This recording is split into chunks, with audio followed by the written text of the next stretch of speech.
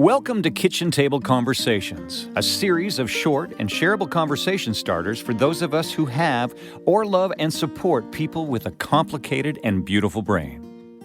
Here's your host, Angela Geddes. Hi, everyone, and welcome to another edition of Kitchen Table Conversations.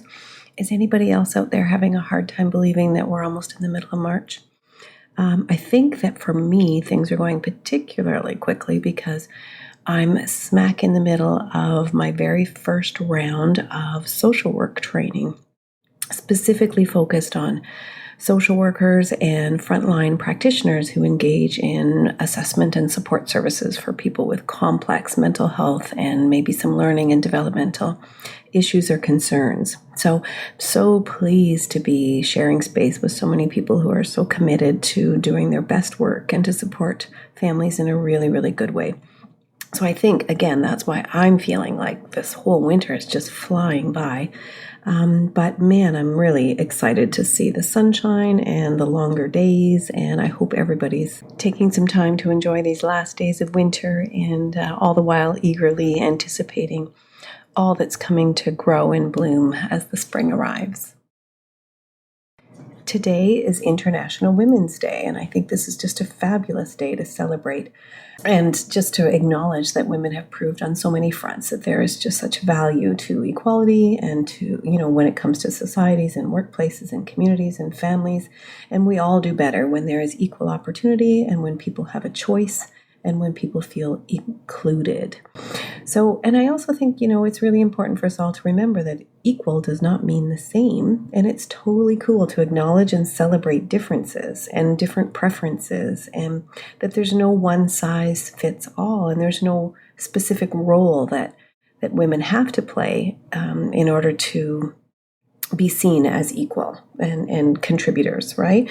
So, I think that there is just really something to be said about the yin and the yang and the strength in diversity and partnership and acknowledging that in most every case, we can do better together.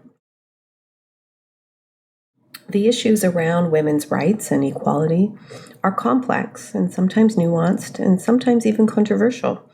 But the conversations really do need to continue, and we need to be open to learning and hearing from one another and recognizing that gains are being made and there's a lot to celebrate. And that's because of some of the very fierce advocacy and strength in many of the women who came before us. It's important to acknowledge that of the university applicants, 60% are women and 40% are men now. So things are shifting.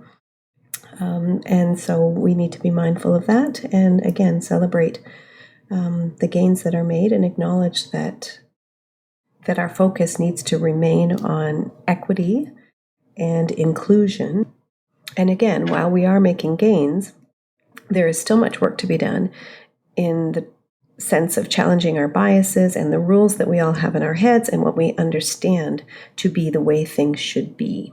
So again, the theme for International Women's Day this year is embracing equity, and I would like to take a moment to focus on the many women who take on the caregiving role and the extra challenges that come with caregiving a child or a youth or an adult child who has been impacted by prenatal alcohol exposure.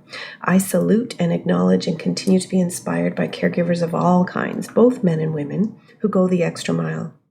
But I think, to be fair, women naturally do have more of a prominent role in the caregiving experience.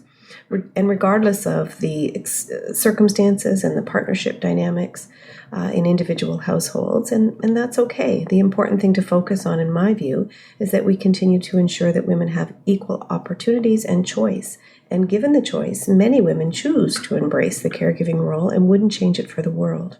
And this has to be celebrated too, because for me, there is no greater responsibility and no greater honor and no greater accomplishments than being a mom to my 3 kids.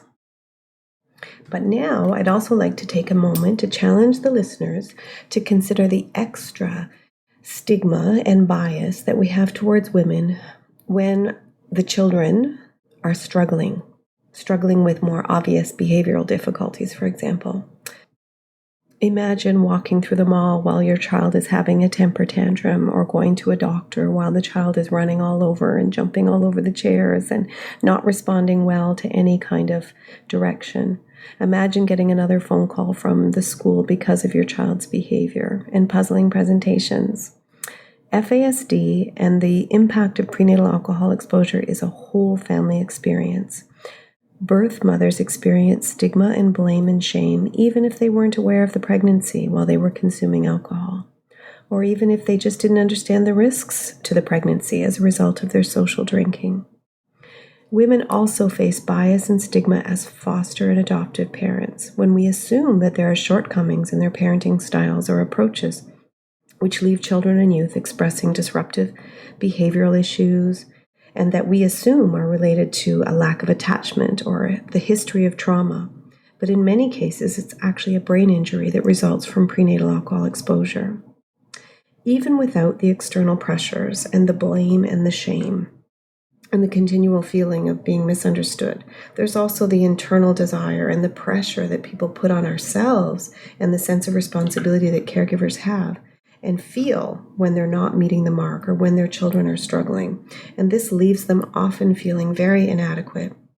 And I see regularly where parents are wondering, maybe I'm not the right parent for this child. This is not working for whatever reason. And this adds tremendous pressure and stress. And there are many examples of where FASD and the implications of prenatal alcohol exposure are misunderstood, misdiagnosed, and not supported in good ways. There are a lot of people who are feeling like they don't belong or have equal opportunities. The purpose of these kitchen table conversations is to do exactly what we're doing here in terms of starting conversations and keeping them going. And today is a perfect day to remind ourselves that we are stronger together when we have equal opportunity, and when we recognize that people only know what they know, and that everybody is doing their best. And that we all can become more inclusive and supportive.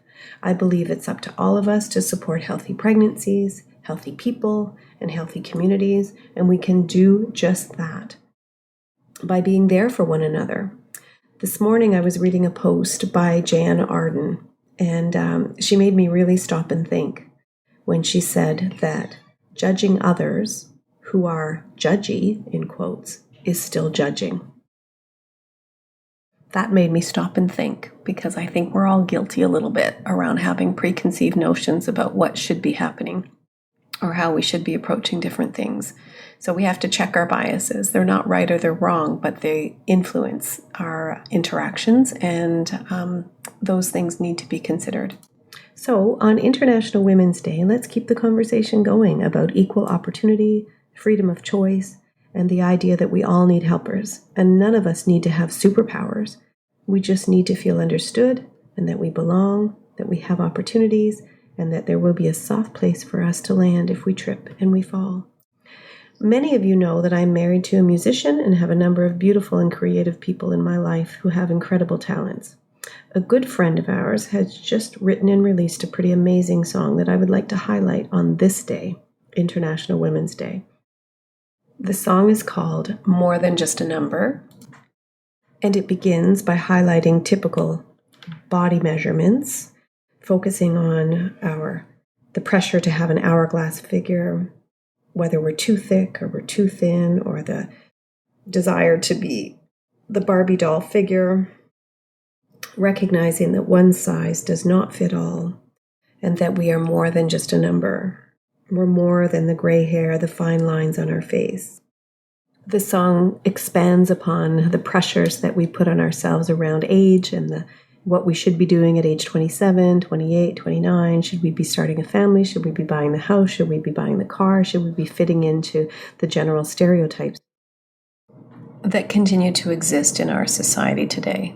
The song goes on to explain how, we're more than what you see, and sometimes the weight of these extra pressures and the biases and the stereotypes can kind of pull us under. So again, here's the opportunity to keep the conversation going and do what we can to support ourselves and one another. I'd like to show my support and my admiration for a strong woman in my life, and her name is Jessie T, who is one of the songwriters and the performer of the song that I just mentioned. It's called More Than Just a Number, so feel free to check it out on your streaming platforms. With many thanks, Angela.